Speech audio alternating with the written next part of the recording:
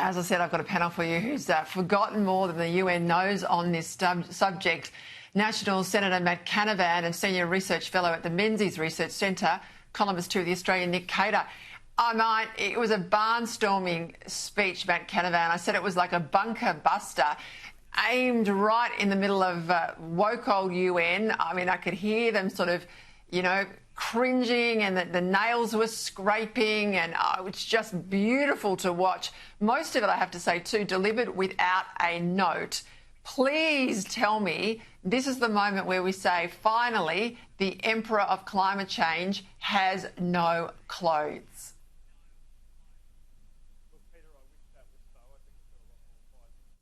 Here in this country, though, to win this battle. But what should be clear from this contribution is that the United States is not going to take any serious action on climate change anytime soon.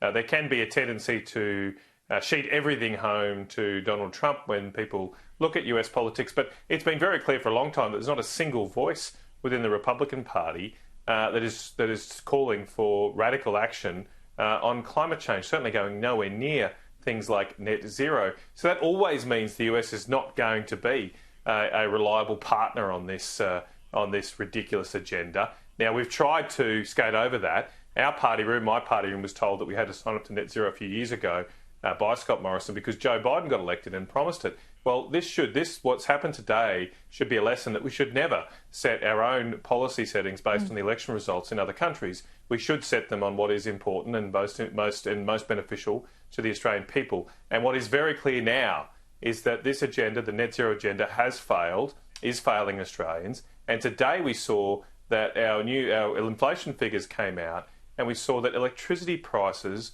in Australia went up by 24% in the past 12 months. 24%. So I think we should end this net zero agenda, not because of anything Donald Trump said in New York, but because of what it's saying, what it's doing to your power bills when they turn up every quarter.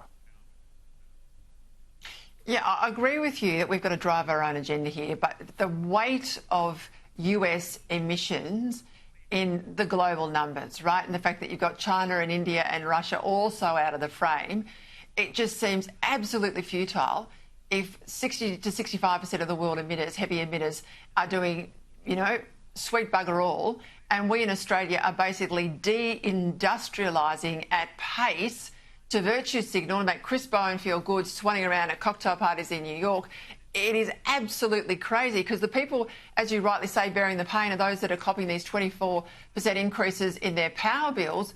And I noticed Nick Cater, even today, former Labor Minister Joel Fitzgibbon was on TV on Sky, and he couldn't walk away from the truth of what Trump had to say. As much as he didn't like it, he had to admit there's a lot of truth in what he said. Have a listen. I disagree with him when he says the science is in doubt with respect to climate change and mankind's contribution. But the science on how we deal and respond to climate change is contested, and he makes some solid and valid points there. And he's right, Nick. Well, he is, and I think that much is absolutely right. You don't need to go all the way with Donald Trump that climate change itself is a hoax. You've just got to look, the solution is a hoax. We know that. I mean, Matt's just given the figures on electricity bills, but in so many other ways, we just know that the whole IPCC process is corrupted. It's not achieving anything. In fact, emissions have gone up an enormous amount since the IPCC was set up. And in this country, they flatlined in the last 3 years. For all the huffing and puffing, we have moved the dial nowhere on this. So the whole process is totally flawed. And I think people like Joel Fitzgibbon, indeed anybody who looks at this with an open mind, would say we've got to look at this another way. If we're concerned about this, or some are more concerned than others, but if you're concerned about this, what sort of action do you want? Not just we need action. Tell us what you're going to do that's different. And Nick, you know and I know that there's a whole ecosystem of grifters out there that have been living off the teat of public money into climate change, right? So that's how they justify their existence. It's been going on for 30 years now. That's how they fund their organisations. The last thing they want is this problem solved, right? It's like the Indigenous politics economy as well. They don't ever want peace. They don't want people to get along. They don't want one Australia. They want a constant story of division. So part of this has been redistribution of wealth. There's no doubt about that.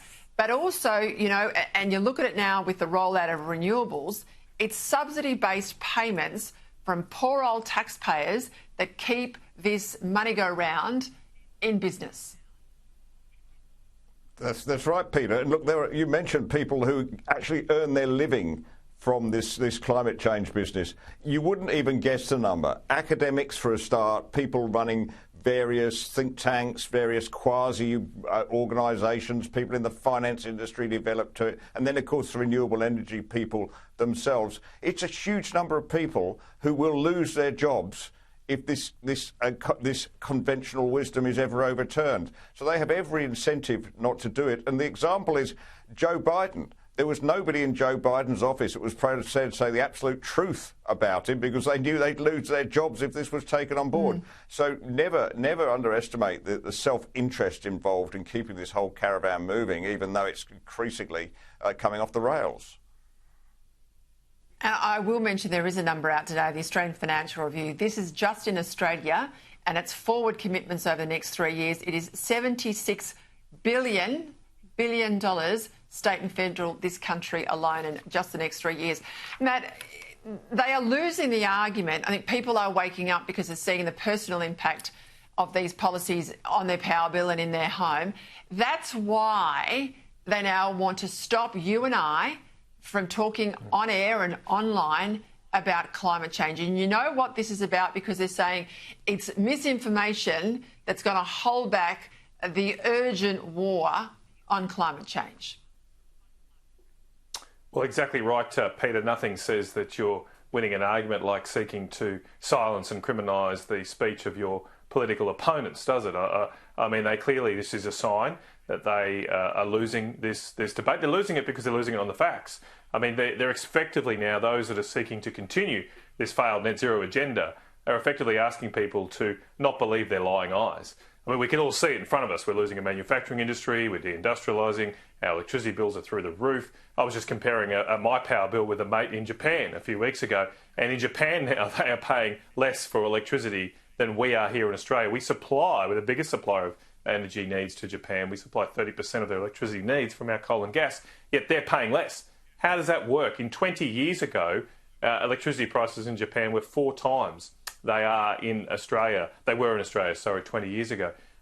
So this is just failing. And that's why now, because they've failed in reality, they're trying to suppress dissent in virtually online. And I've got a classic one for you here, Peter. I've been going through the submissions of the Senate inquiry on this at the moment. And the Queensland University of Technology, they've got a thing called the Digital Media Research Centre, I think it is. They've claimed that I engaged in misinformation on Sky News. They said I was the Deputy Leader of the Nationals in doing this. I am not and have never been the Deputy Leader of the Nationals Party. So if you're going to claim people are engaging in misinformation, you might want to get your facts right first too. Just before we go on to another topic with Nick, the distressed sale of assets in wind and solar, that's also made the news today. Yeah, that's a huge story. And distressed sale, these things are in trouble. The renewables are not making the money they should be if they're the cheapest form of energy. And I wrote about this in The Australian on Monday. I believe that the wind industry is almost over because the finance companies are just not willing to put the money up for that amount of money and the returns that they get, which are often, as you know, negative prices during the day. They basically have to pay to pump electricity into the grid. It's not worth it, and I don't think that any amount of subsidy is going to get that over the line. The only good news in this is that the 70-odd billion that the government has so far put aside for this, a lot of that isn't going to get spent because nobody's going to do these projects even with that subsidy. Matt, just quickly, M.Canavan, given you're in the party room, that Nick and I are not when the Liberals will have a debate about this issue. Andrew Hastie said the other day he reckons he's in the minority in his opposition to net zero. I'm not going to disclose who I speak to, but I speak to a lot of your colleagues, and I can't find hardly anyone, and I'm ringing moderates too, who are absolutely dying in a ditch to defend net zero. And I say to them, stop being squibs. I might be stronger than that on the phone. Get out there and publicly say what you're privately saying to me, because it's weak, right? It's weak. It's weak to say, oh, we think this thing's all BS, but we've got to do this to hold these seats, or we've got to do that to get back in the game. I think Australians have had enough. I think they want an honest and open and very frank conversation about where this is headed now. Well, you're right, Peter, and no one could accuse you of being a shrinking violet. Look, last week I think net zero in the Coalition Party room effectively died. We're just waiting to administer the last rites now, because last week the Coalition, Susan Ley, the leadership, the Shadow Cabinet, came out very, very strongly and opposed Labor's 2035 emission targets. We did so after just a few hours of consideration, so I'm not sure why we can't come to a position on net zero with as much alacrity. But regardless, we're now in a position of opposing the 2035 targets. We can't then commit to net zero just 15 years later. Right, I'll leave it there. And Nick Cater, I'll see you later on at the Menzies dinner, and we'll both hear from Toby Young. Thanks, both of you, for joining me now. Quick break. After the break, we're going to talk about EVs, because the suppliers are saying you don't want them. Chris Bowen isn't listening.